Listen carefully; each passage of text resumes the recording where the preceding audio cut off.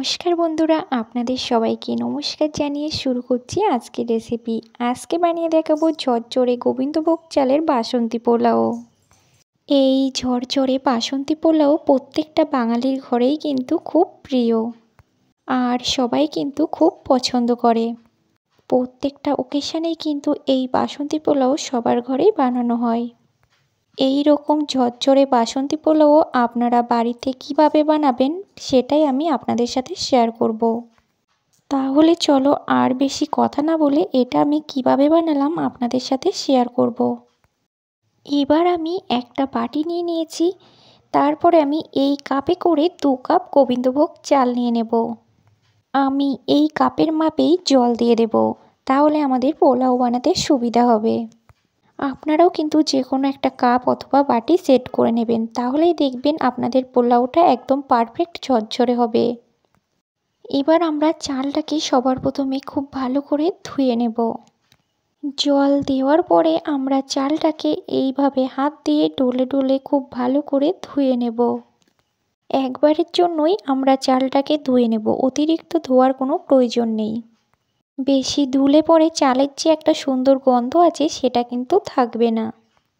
একবার ভালো করে ধুয়ে নিলে পরেই যথেষ্ট। তো চালটাকে আমি আধ ঘন্টা মতো এইভাবে রেখে দিয়েছিলাম। চালটা কিন্তু বেশ ঝরঝরে হয়ে গেছে। এবার আমি এই চালটাকে এই বাটির মধ্যে ঢেলে নিচ্ছি।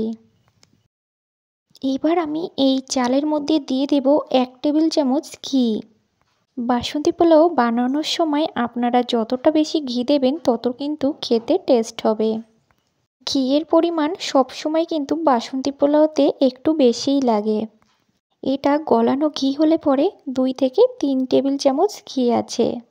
এখন দিয়ে দিচ্ছি 1 চামচ পরিমাণে আদা কুচি।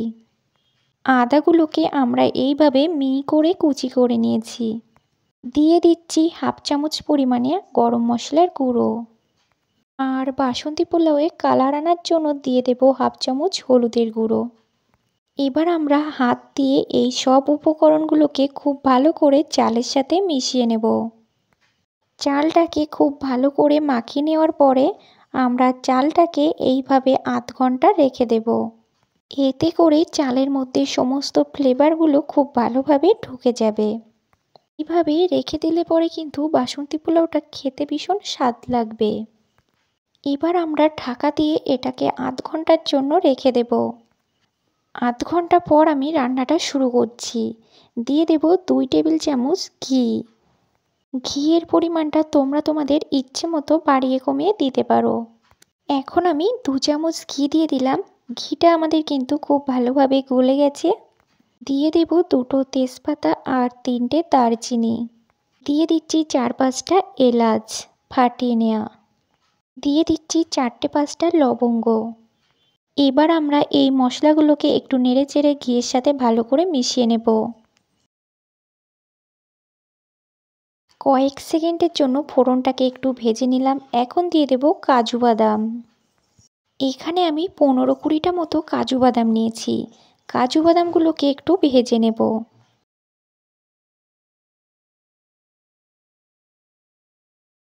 কাজু বাদামটা আমাদের ভাজা হয়ে গেলে এবার আমরা এর মধ্যে দিয়ে দেব 15-20টা মতো কিশমিশ।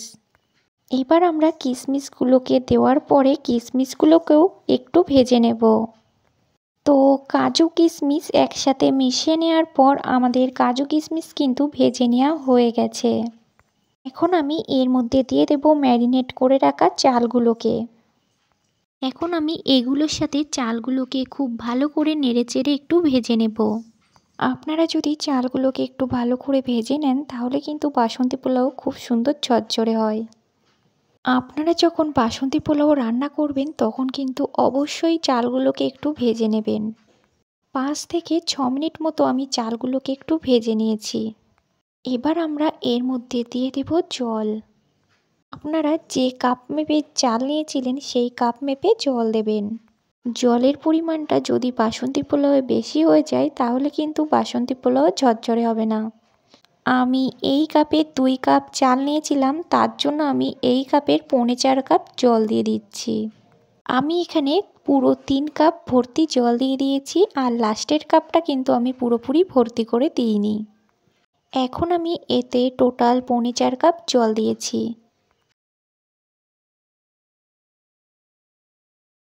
এখন আমরা এর মধ্যে স্বাদমতো লবণ দিয়ে দেব।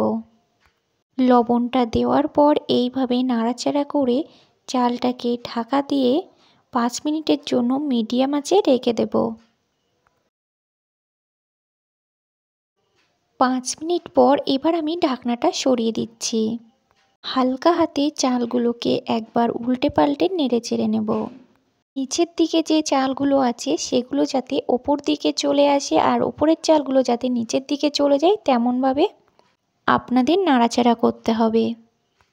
এখন দেখো এখান থেকে একটা ভাত নিয়ে এইভাবে চেপে দেখব কতটা হয়েছে। যখন দেখব আমাদের ভাতটা 80% সিদ্ধ হয়ে গেছে তখন আমরা এর মধ্যে চিনিটা অ্যাড করব। আমাদের কিন্তু চালটা 80% সিদ্ধ হয়ে গেছে, এবার আমরা এর মধ্যে চিনি অ্যাড করে দিচ্ছি। পোলাও কিন্তু একটু মিষ্টি খেতেই ভালো লাগে, তবে তোমরা যে যেমন মিষ্টি খাও তেমনভাবেই চিনি ব্যবহার করবে। পোলাও কিন্তু একটু মিষ্টি খেতেই ভালো লাগে, তবে তোমরা যে যেমন মিষ্টি খাও তেমন বাড়িয়ে কমিয়ে চিনিটা ব্যবহার করবে। আর আমরা কিন্তু এর মধ্যে 4টে কাঁচা লঙ্কা দিয়ে দিয়েছি। এবার আমরা এটাকে ঢাকা দিয়ে রেখে দেব 5 মিনিটের জন্য। 5 মিনিট পর এবার আমি ঢাকনাটা সরিয়ে দিচ্ছি। এবার আমরা এটাকে হালকা হাতে একটু নাড়াচাড়া করে নেব। বেশি নাড়াচাড়া করলে কিন্তু চালটা ভেঙে যেতে পারে। এখন আমি গ্যাসটাকে অফ করে এটাকে আমি ঢাকা দিয়ে রেখে দেব। 20 মিনিটের জন্য আমরা কিন্তু ঢাকনা দিয়ে রাখব। 20 মিনিট পর এবার আমরা ঢাকনাটা সরিয়ে দিচ্ছি। এবার কিন্তু আমাদের একদম পারফেক্ট পোলাও রেডি হয়ে গেছে। আর আমাদের পোলাওটা কত সুন্দর ঝরঝরে হয়েছে আপনারা দেখে বুঝতেই পারছেন। আমি যেভাবে পোলাওটা বানিয়েছি আমার এই রেসিপিটা ফলো করে আপনারা কিন্তু বাড়িতে একদম ঝরঝরে বাসন্তী পোলাও বানিয়ে ফেলতে পারবেন। এইভাবে পোলাও বানালে পরে কিন্তু খেতে বেশ দুর্দান্তই লাগে। যারা পোলাও বানাতে পারেন না তারা এই রেসিপিটা ফলো করে দেখবেন, তাদের পোলাও কিন্তু একদম এরকম ঝরঝরে হবে। আমার এই রেসিপিটা আপনারা কে কোথা থেকে দেখছেন অবশ্যই কমেন্ট করে জানাবেন, আর ভালো লাগলে অবশ্যই লাইক, কমেন্ট, শেয়ার এবং সাবস্ক্রাইব করে দেবেন। আজকের মতো এখানেই বিদায় নিচ্ছি।